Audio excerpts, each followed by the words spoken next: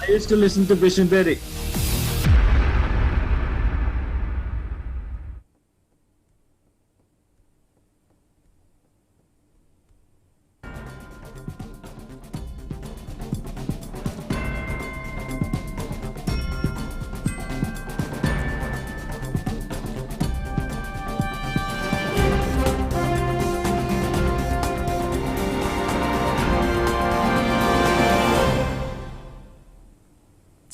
Hello and welcome. I'm Ramesh Ramachandran and this is Parliament News. First up, news from the Lok Sabha.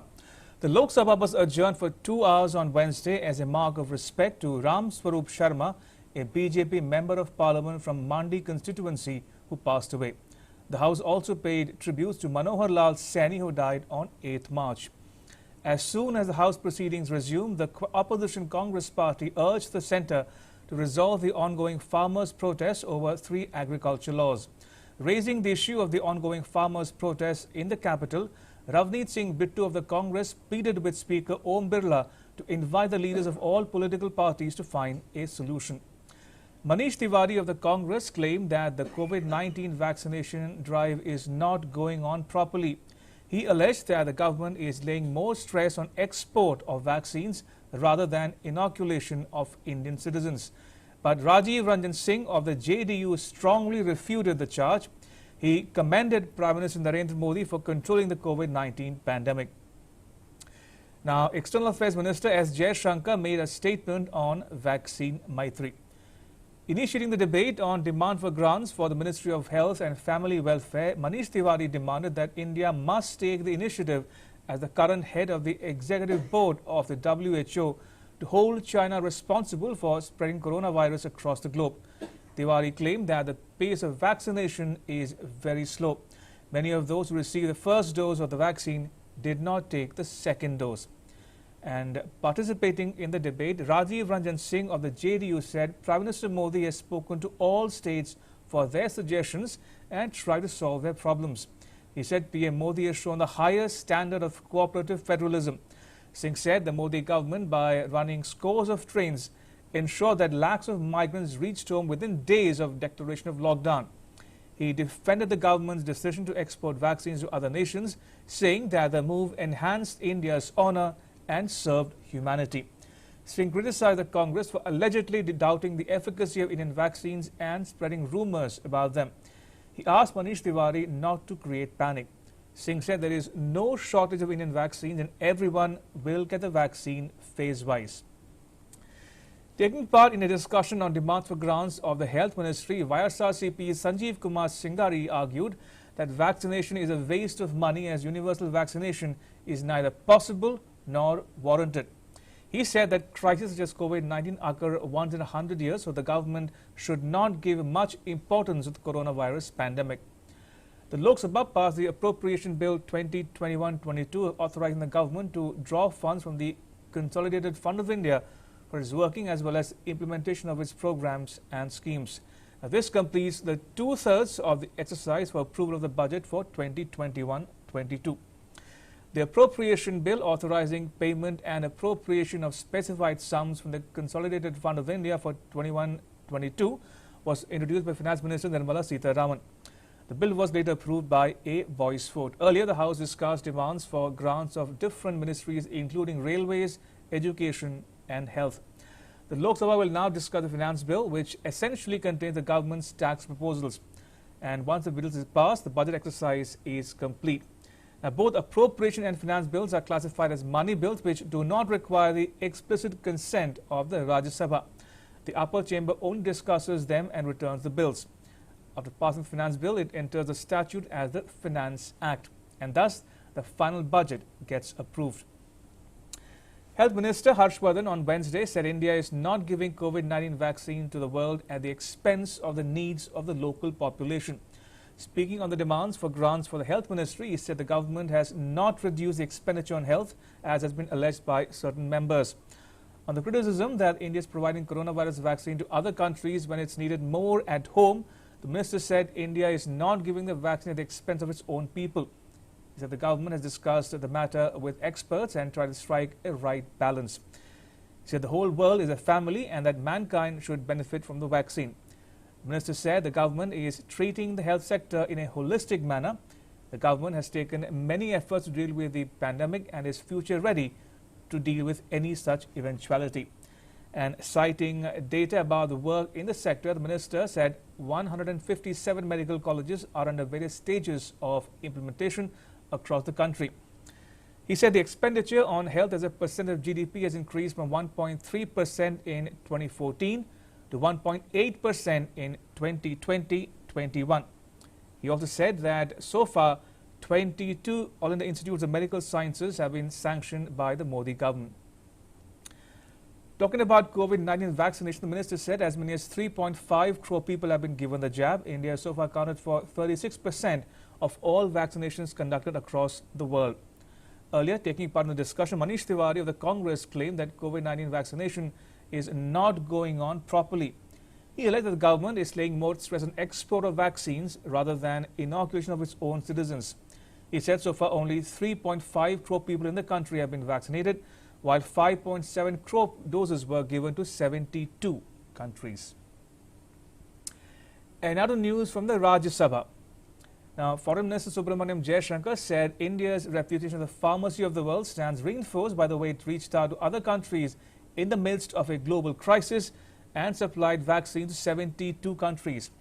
Making a statement on the Vaccine Maitri initiative in the Rajya Sabha, he said the supply of Made in India vaccines to 72 countries when the world was reeling under the COVID pandemic prompted global leaders and world citizens to extend warmth to India and its citizens.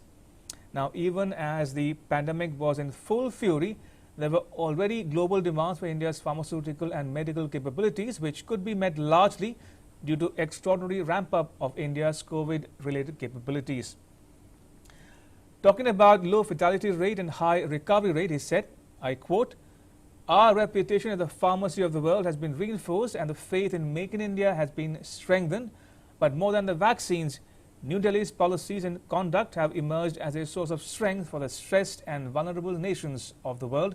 They can see that there is at least one major nation that truly believes in making vaccines accessible and affordable to others in dire need." Unquote. He said Vaccine Maitri began in the immediate neighborhood, starting with the Maldives, Bhutan, Bangladesh, Nepal, Sri Lanka and Myanmar, as also Mauritius and Seychelles, and thereafter to the Gulf. He said India has supplied Made in India vaccines to 72 countries across geographies. Now, Jaishankar said there was an external beneficial impact of India's capabilities, and it could meet the requirements of hydroxychloroquine, paracetamol and other relevant drugs across the world. He said India supplied 150 nations with medicines, 82 of them as grants. As India's own production of masks, PPEs and diagnostic kits grew, it made them available to other nations as well. And this generous approach was extended to the Vande Bharat mission as well. Now, Prime Minister Modi's vision has provided an overarching framework to make India's goodwill meaningful in terms of practical initiatives and activities that reflect in its humanitarian assistance and disaster responses, whether in Yemen, Nepal, Mozambique or Fiji. He said that it's this outlook of human-centric global cooperation that's the driving force of Vaccine Maitri. The minister said New Delhi offered to enhance cold chain storage facilities for delivery of vaccines as well. And this approach is in keeping with India's age-old tradition of Vasudhaiva Kutumbakam. In other words, the world is one family. The House took up a discussion on the working of the Ministry of Railways as well. Sujit Kumar of the BJD said the government has increased budgetary allocation for capital expenditure in the railway sector.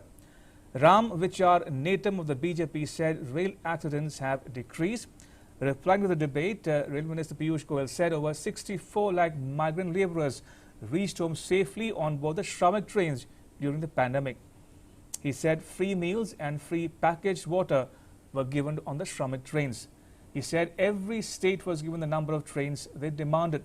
He said trains were converted into isolation wards on the suggestion of Prime Minister Modi to provide an option for isolating COVID-infected patients as well. Earlier, the House Chairman M. Venkaiah Naidu accepted the resignation of nominated member Swapan Das Gupta, who resigned from the House on Tuesday.